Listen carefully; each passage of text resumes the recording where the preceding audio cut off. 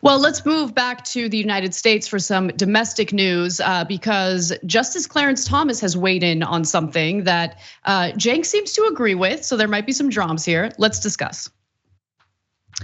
Supreme Court Justice Clarence Thomas, whose wife Ginny Thomas was involved in attempts to overturn the results of the 2020 election, has decided to place a temporary hold on an order that Senator Lindsey Graham appear before a Georgia grand jury that is currently investigating GOP schemes to disrupt the state's 2020 presidential election.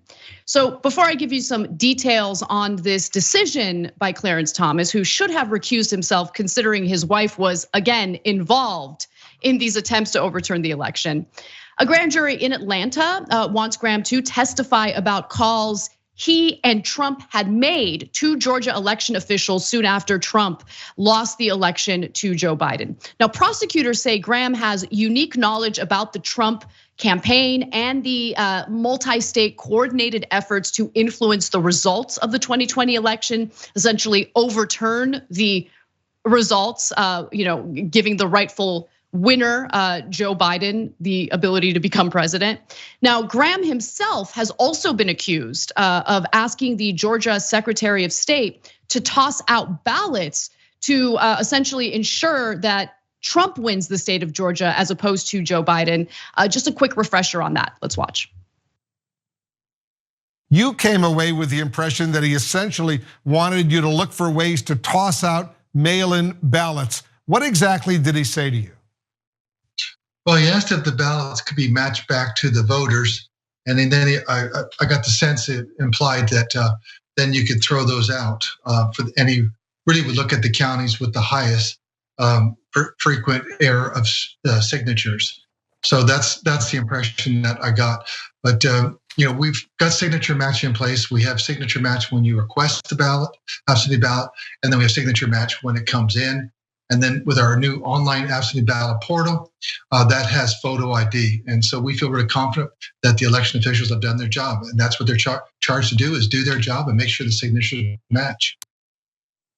Now that was Georgia Secretary of State, Brad Raffensperger, who was pressured not only by Lindsey Graham based on that interview with CNN last year, but also pressured by Donald Trump to not overturn the election results, but essentially to find the votes. That was what Trump said in a recorded phone call that was shared with the public. And Lindsey Graham has denied trying to get the Secretary of State to toss ballots. In fact, he was asked about that and he flat out denied it. Let's just watch one more video and then Cenk, we'll go to you.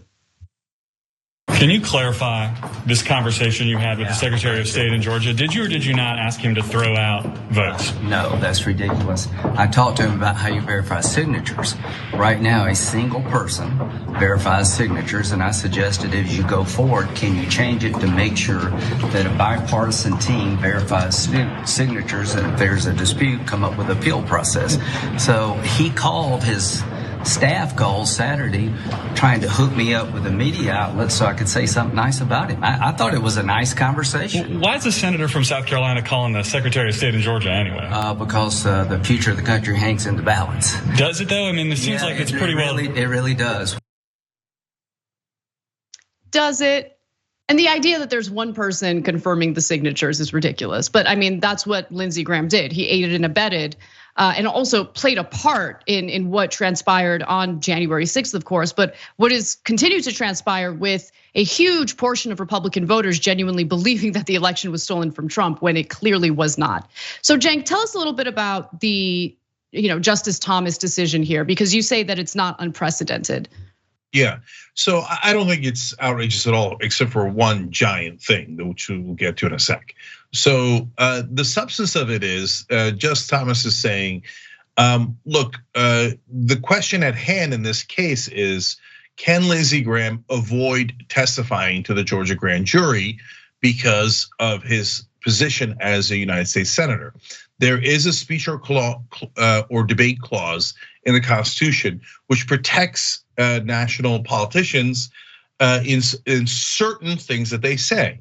So is the speech or debate clause related to this? Well, that's what the trial has to determine, right?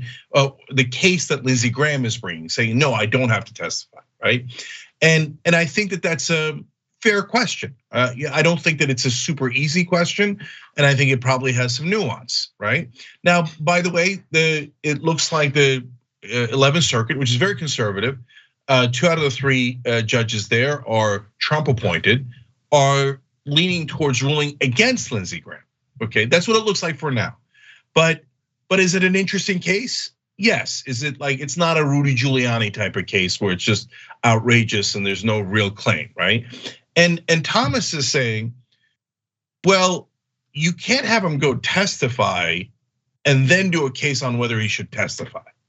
And I think that's probably right. So I think Thomas's decision is correct. Now the outrageous thing is what Anna alluded to, which is, wait a minute, why is Clarence Thomas ruling on this case? His wife is a potential co-conspirator in the overall plot. That's insane that he would adjudicate this case. The fact that they haven't taken him off that and he hasn't recused himself, or Chief Justice John Roberts hasn't ruled that he can't participate in these cases, is a true outrage. And it's basically the Supreme Court saying, yeah, we're above the law and there's literally nothing you can do about it. Yeah, no, it's insane. It really is. I mean, it's at this point, it just feels like another Democrat-led investigation that's going to lead to nowhere, and it leads to fatigue among the population, among the public, in regard to the investigations themselves. And it also makes people like Trump look like a big winner because he seems like he gets away with everything. Like the culmination of most of these investigations is that there's no criminal charges filed. And I also want to note that in this particular case, even though there are accusations that Lindsey Graham called the Secretary of State in Georgia to pressure him to essentially toss out ballots, he's not the subject of the investigation. The grand jury, the prosecutors just want him to testify before the grand jury as a witness. And Lindsey Graham, of course, thinks it's nothing more than a fishing exercise. So I don't know, we'll see what happens. Yeah. But I hear what you're saying about Clarence Thomas. But it's amazing because, I mean, his involvement gives obviously the optics of a biased decision. Yeah. He should recuse himself. Yeah, I'm just gonna say 2 quick things about that. Look, here's another reason why Chief Justice Roberts is definitely making the wrong decision in allowing Clarence Thomas to rule on these cases. Because in this case, Thomas is probably right on the law, but you ruin it by having Thomas say that. It's actually bad for the right wing. The optics would be way better for them if they say Thomas recuses himself and Alito said it was perfectly fine, right? And they might even get one of the left-wing justices to say that it was fine in this particular case. And that's why you shouldn't have conflicts of interest, because it makes everybody question whether you're being fair or not. Now, the last thing is the point that Anna made. Anna, I just, sometimes I'm a little slow too, because I realized recently, like, we've been hearing about these Trump charges, charges coming against Trump. And it's been 2 straight years of that, right? And particularly heating up in the last couple of months, but no charges ever come. Mm-hmm. And then I realized, a huge part of this is Democrats just campaigning. Yes, right? Yes. And so they think this is smart campaigning. Oh, we'll just drum up charges, but the charges are real. You should actually bring them. You should bring them. If they weren't real, I would despise you for bringing up trumped up charges, if you will, against the guy who didn't do it. In this case, the guy did do it, but they're not planning to do anything. They're just using it for politics.